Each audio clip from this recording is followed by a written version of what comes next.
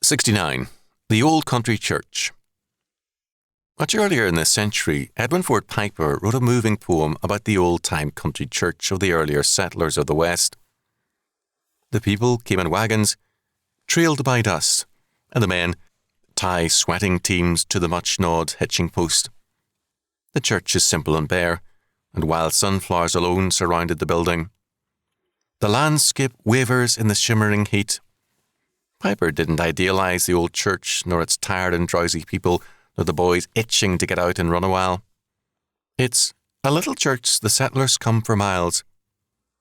Half the trip for many is the pleasure of seeing other people and visiting with them for a while before and after the service. Piper concluded, "A little thing this church.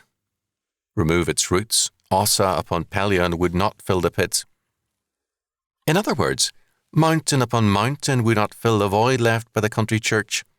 Piper was right. The country church is largely gone. Better buildings have taken its place, but their pulpits are too often occupied by men who do not believe the scriptures they were ordained to preach.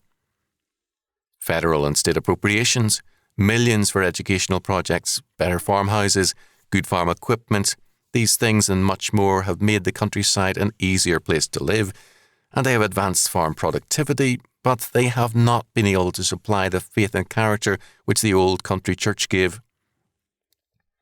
Not all the mountains of appropriations and efforts can replace that which only the Word of God can give. As the psalmist says, "Except the Lord build the house, they labour in vain that build it." Psalm 127:1. The old days had their problems, but there was then a faith sufficient for coping with those problems. No one in their right mind wants to return to the past, but neither can man without faith have much of a future. The faith which makes a people strong today and assures it a good future is now lacking. I can recall a time when few farmers locked their houses. These were a rarity. Not too many years ago, the same was true in many California towns and cities. Homes were commonly left unlocked and were safe. Now the number of thefts in farm areas is increasing, and in many cities people get sitters to stay in their houses even if they're away only for a day or an evening. "Except the Lord keep the city, the watchman waketh but in vain." Psalm 127:1. The truest safety of a people and its best watchman or police is a people obedient to God and His Word. The church was the title of Piper's poem.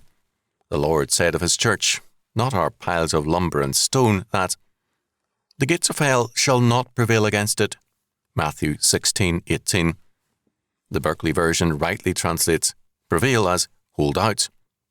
Now an evil world is breaking in and robbing us. Where Christ's church stands, the world cannot hold out or prevail against that power. The true church will break in and overcome the world. Which is your church? Christ's or man's?